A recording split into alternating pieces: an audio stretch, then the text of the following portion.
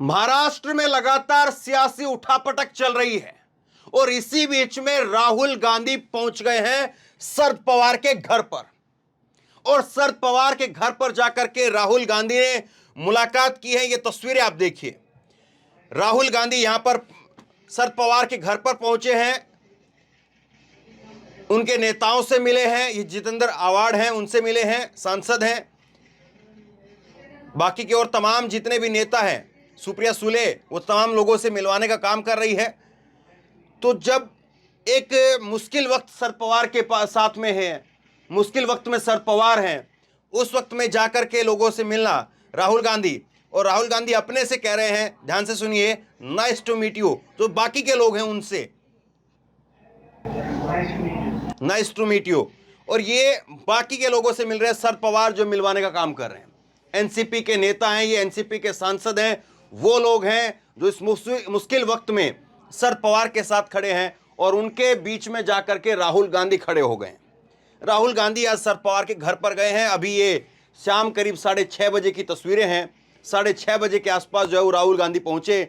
आज राजस्थान को लेकर भी राहुल गांधी ने कांग्रेस मुख्यालय में बैठक की, उसको लेकर के अलग से बताऊंगा मैं आपको। लेकिन उसके बाद में शरद पवार के घर पर राहुल गांधी पहुंचते हैं, और राहुल गांधी पहुंच करके वहां पर मिलते हैं। तो निश्चित तौर पर एक संदेश तो साफ चला गया है। जो यहां पर अजीत पवार जो है वो अभी भी आज तक, कल जो है ये बड़ा 83 साल की उम्र को गिनवा रहे थे, लेकिन आज तक जो 36 का आंकड़ा है, आज पूरा दिन चला गया, लेकिन 36 का आंकड़ा जो विधायकों का, 53 विधायक हैं और 53 में से जो है वो 36 विधायक चाहिए। 53 विधायक हैं और 53 में से 36 विधायक चाहिए। 36 विधायक चाहिए दल बदलू कानून से बचने के लिए। और जो साहब बड़ी बड़ी जो है वो कल लंबी लंबी डींगे हाँक रहे थे, एक तरह से मैं कहूं, और कल जो है शरद पवार की उम्र को नाप रहे थे, वो आज तक भी 36 विधायकों का चिट्ठा जो है सामने नहीं ला पाए, और मोदी ने बधाई तक नहीं दी है। समझ लीजिए मामला कैसे फंसा हुआ है। और दूसरा, आज जो है राहुल गांधी पहुंच गए शरद पवार के पास मिलने से बड़ा फर्क पड़ेगा इससे। कुछ जो विधायक इधर उधर हैं या कुछ विधायक उधर चले गए हैं, उनको भी तो पता है ना साहब। और जो कुछ हैवीवेट के विधायक होते हैं, जिस तरह से 3 बार के विधायक, 5 बार के विधायक, तो उनको एक जो है ये भी कहा जाता कि आप आ जाइए वापसी, 2024 में आपको टिकट दे देंगे। तो जो हैवीवेट विधायक आएगा तो उसके साथ में 4 विधायक अपने आप और आ जाएंगे, जो उसके पास के क्षेत्र के विधायक होते हैं वो भी आ जाते हैं। तो ये सब रणनीति जो है वो काम करती है। और राहुल गांधी का यहां पर जाना केवल जो है वो फोटो खिंचवाने वाली बात नहीं होती है, ताकत का एक प्रदर्शन होता है कि हां, कांग्रेस जो है साथ खड़ी है, राहुल गांधी साथ खड़े हैं। तो सामने जो पार्टी में इधर उधर भाग रहे हैं, जो भगदड़ मची हुई है, वो भगदड़ थम जाती है जब बड़े लोग आकर के साथ खड़े होते हैं, और जब पता चलता है, दिखता है कि इनके साथ कौन खड़ा है और इनके साथ कौन खड़ा है। इनके साथ राहुल गांधी खड़े हैं, इनके साथ में कौन खड़ा है। मोदी ने बधाई तक नहीं दी साहब को डिप्टी सीएम बनने की। ठीक है भाई, आप कम से कम जो है वो इतना बड़ा काम करके आए हैं, कम से कम मोदी जी की तरफ से एक बधाई तो आनी चाहिए थी ना। लेकिन मैंने कहीं बधाई नहीं देखी है, जबकि मोदी जी फटाक से ट्वीट कर देते हैं, और करीब करीब जो है तो 24-48 घंटे हो चुके हैं, लेकिन अभी तक कहीं पर कोई खैर खबर नहीं है साहब की। तो ये चीजें जो है वो दिखा रही हैं, और ये कितना असर डालेंगी ये समय बताएगा, लेकिन असर जो है वो दिख रहा है। और राहुल गांधी के पहुंचने से किस तरह से आज जो है वो खबर पहले ही मिल गई होगी कि राहुल गांधी भी शाम को आ रहे होंगे। ऐसा तो होता नहीं कि अचानक से जो है घुस गए घर के अंदर, पहले से होता है। तो इसीलिए आज जो शरद पवार का जो जोश था वो भी भाई दिखा। जब राहुल गांधी मिलकर के निकले हैं, तब शरद पवार की तरफ से, उनके नेताओं की तरफ से क्या कहा, सुनिए। राहुल जी पवार साहब से मिलने के लिए आए थे, और उन्होंने कहा कि उनका पूरा समर्थन शरद पवार जी के साथ में है। शरद पवार जी जैसा भी कहेंगे वो हमको समर्थन देने के लिए तैयार हैं। कांग्रेस और विपक्ष की सारी पार्टियां हमारे साथ खड़ी है। हमारी कार्यकारिणी बैठक में निष्कासित किए गए विधायकों को छोड़ करके सभी उपस्थित थे। तो ये सोनिया दून है, और इन्होंने जो है सामने आकर के बताया कि जब राहुल गांधी मिले हैं तो राहुल गांधी ने ये सारी बातें कही हैं, और उसका जो असर है वो भी आप देखिए। अब शरद पवार ने जो आज दिल्ली के अंदर दिल्ली के अंदर शरद पवार ने राष्ट्रीय कार्यकारिणी की बैठक बुलाई थी। इसकी कल ही घोषणा कर दी थी कि कल जो है वो दिल्ली के अंदर राष्ट्रीय कार्यकारिणी की बैठक बुलाई जाएगी। और जब ये राष्ट्रीय कार्यकारिणी की कल बैठक हुई, शरद पवार भी कल मुंबई में ही थे, और जब ये बैठक हुई तो उस बैठक में शरद पवार ने कहा कि मुझे खुशी है, जिन लोगों को निष्कासित किया गया उनको छोड़ करके बाकी अन्य लोग इतने कम समय में बैठक के लिए आए। हमारे सभी साथियों की मानसिकता पार्टी को मजबूती से आगे ले जाने की रही। मुझे खुशी है कि आज की बैठक हमारा हौसला बढ़ाने के लिए मददगार होगी। मैं ही एनसीपी का अध्यक्ष हूं, यह लाइन इंपॉर्टेंट है, मैं ही एनसीपी का अध्यक्ष हूं। अगर कोई और ऐसा दावा कर रहा है तो उसमें कोई सच्चाई नहीं है। इस बात को जो है वो शरद पवार ने आज कहा। तो यानी शरद पवार ने सिरे से नकार दिया, और इतना आसान अब चुनाव आयोग के लिए भी नहीं होगा। चुनाव आयोग के लिए भी मुश्किलें खड़ी होने वाली हैं, और वो मुश्किलें इस लिहाज से है कि कम से कम जो है अगर शरद पवार होते नहीं तब आसानी हो जाती, लेकिन शरद पवार आज खुद जिंदा है, राष्ट्रीय अध्यक्ष हैं, तो कैसे चुनाव आयोग इनसे ऊपर होकर के उसको राष्ट्रीय अध्यक्ष का दर्जा दे देगा। एक और आगे बयान देखिए इनका, यह जो कुछ हो रहा है उससे मुझे खुशी है, क्योंकि जिन्होंने लोगों को वादा करके उनके वोट हासिल करने के बाद गलत रास्ते पर गए, उनको इसकी जबरदस्त कीमत देनी पड़ेगी। राज्य की स्थिति बदलेगी, वहां पर राष्ट्रवादी कांग्रेस और उद्धव ठाकरे की नेतृत्व वाली शिवसेना को महाराष्ट्र की जनता हुकूमत देगी। तो ये जोश जो है वो दिख रहा है, और राहुल गांधी के आने का जब समाचार मिला तब जो है ये निश्चित तौर पर ये जो जोश है वो बढ़ गया, क्योंकि राहुल के आने से पहले ये बैठक हुई और उस बैठक के बाद प्रेस कॉन्फ्रेंस हुई, और उस प्रेस कॉन्फ्रेंस के अंदर जो है वो शरद पवार ने इन सब बातों को रखा। आज जो है जब एक तरफ इंतजार कर रहे थे लोग कि ये अजीत पवार साहब जो है कुछ लेटर लेकर के आएंगे, कुछ विधायकों को सामने लेकर के आएंगे, लेकिन कुछ खास कर नहीं पाए। आज का पूरा दिन जो है वो अजीत पवार के लिए खाली सा निकल गया, फीका फीका सा। बस इन्होंने कुछ छोटे मोटे जो है वो अपनी जो कार्यक्रम है, चेहरा भी आप देखिए, बॉडी लैंग्वेज आप देखिए, तो बॉडी लैंग्वेज से आप देखेंगे तो चेहरा भी उतरा उतरा हुआ सा है। बाकी के नेताओं का आप चेहरा देखेंगे तो बाकी के नेताओं का चेहरा भी, ये आप देखिए, ये इनका चेहरा देखिए, ये देखिए, इनको तो खैर कोई जिम्मेदारी मिल रही है, आगे बताता हूं मैं आपको। अजीत पवार ने नरेंद्र राणे को राष्ट्रवादी कांग्रेस पार्टी का मुंबई कार्यकारी अध्यक्ष नियुक्त किया है। उप मुख्यमंत्री अजीत पवार ने नरेंद्र राणे को नियुक्ति पत्र सौंप करके बधाई दी। तो ये तो खैर इनको तो बधाई मिली है, लेकिन एक दो चेहरों को छोड़ करके ये चेहरा जो है थोड़ा खुशी में दिख रहा है। यहाँ पर इनको बधाई मिली है तो जाहिर सी बात इनके कोई करीबी होंगे ये। बाकी लोगों के चेहरे में जो है वो तेज नहीं है, वो खुशी नहीं है। और राजनीति में बॉडी लैंग्वेज बड़ी मायने रखती है। बॉडी लैंग्वेज से बहुत कुछ पता चल जाता है कि हाँ क्या कुछ जो है पर्दे के पीछे चल रहा है। और आज ये देखिए, इन साहब को भी सामने लाया गया, इन साहब को भी जो है सामने लाया गया, और क्या कह रहे हैं ये साहब, और इनके कहने के मायने क्या जरा समझिए। ये जो है एकनाथ शिंदे साहब कहने को तो मुख्यमंत्री हैं, लेकिन कितने दिन रहेंगे पता नहीं है। मुख्यमंत्री जो है वो कह रहे हैं कि हमारे विकास कार्यों से प्रभावित होकर के उन्होंने अजीत पवार गुट पार्टी में आने का निर्णय किया। दिन बर दिन सरकार मजबूत होती जा रही है। आज हमारे 200 विधायक पार हो गए हैं।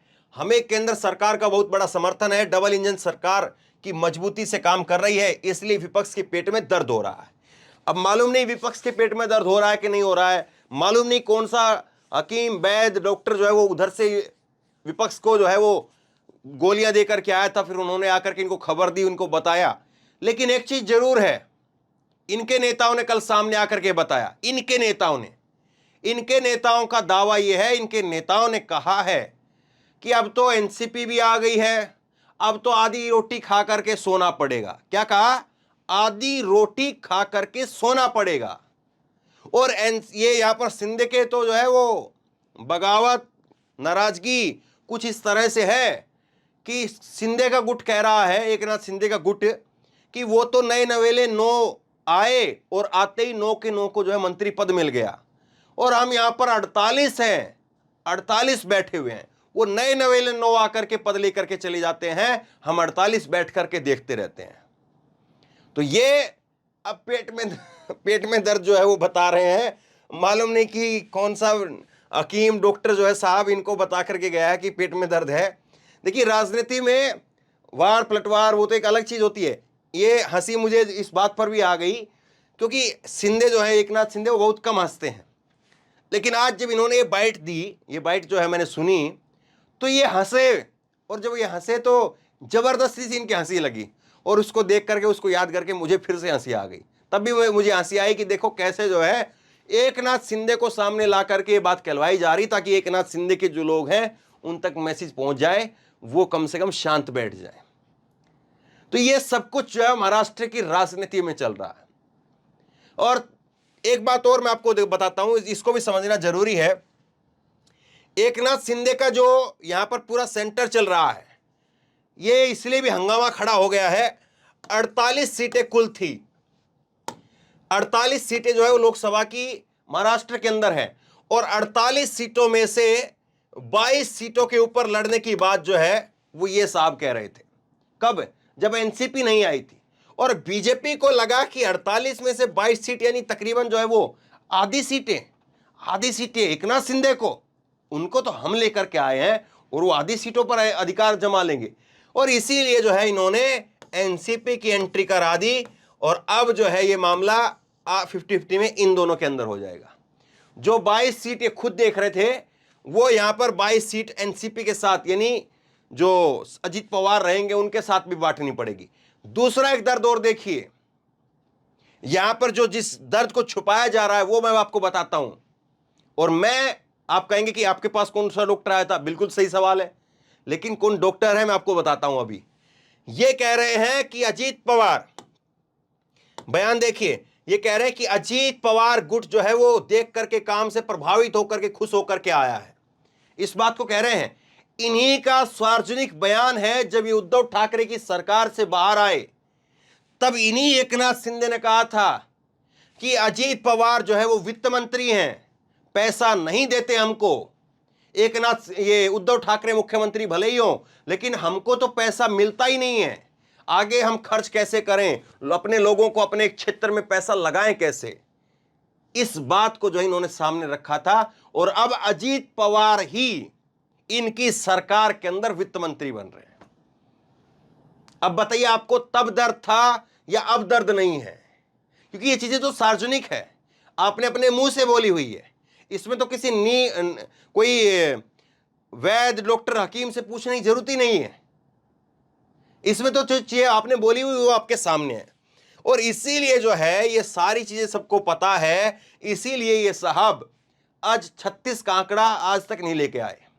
अगर 36 का आंकड़ा इनके पास होता तो फिर जो है वो आज यहां पर शरद पवार जो है वो इतना चेक करके बयान ना दे रहे होते। और जाहिर सी बात है, कांग्रेस पार्टी और राहुल गांधी गए हैं मिलने के लिए, तो कुछ न कुछ इनपुट तो उनके पास भी रहा होगा।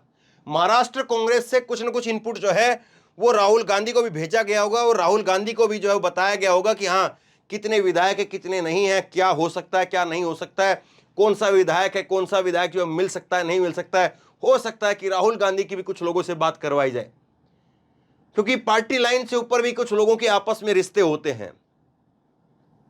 तो राहुल गांधी की यहां पर महाराष्ट्र के इस पूरे सिस्टम में, पूरे प्रकरण के अंदर जो एंट्री हुई है, अब ये किस तरह से रहेगी? राहुल गांधी की एंट्री से जो है वो शरद पवार को कितना फायदा मिलेगा? शरद पवार जो है वो कितना अपनी पार्टी को संभाल पाएंगे, या पार्टी को दोबारा से शरद पवार जो खड़ा कर देंगे? शरद पवार की तरफ से, उनकी गुट की तरफ से दावे भी किए गए हैं। कुछ दावों में कुछ दिनों के भी दावे हैं, और कुछ दावों में 3 महीने के भी दावे हैं। अब सवाल यह है कि राहुल गांधी की यहाँ पर जो एंट्री हो रही है, जो गर्मजोशी के साथ राहुल गांधी यहाँ पर मिल रहे हैं, तो ये अपनापन जो है वो दिखा रहा है कि कम से कम जो है महाविकास अघाड़ी के ऊपर जितनी चोट करने की या पहुंचाने की जो कोशिश हो रही थी, कम से कम ऐसा लग रहा है कि वो यहां पर उतनी कामयाब होती हुई नहीं दिखाई दे रही है। और ये मुस्कुराती हुई फोटो, ये मुस्कुराती हुई वीडियो आज सबसे ज्यादा किसको परेशान करेंगी? अजीत पवार साहब को, एकनाथ शिंदे को, देवेंद्र फडणवीस को, या मोदी और अमित शाह को? असली कौन है? कहां से चक्कर चल रहा है? कौन चाहता है? सोचे जरूर इस बात को, शेयर करिए इस खबर को।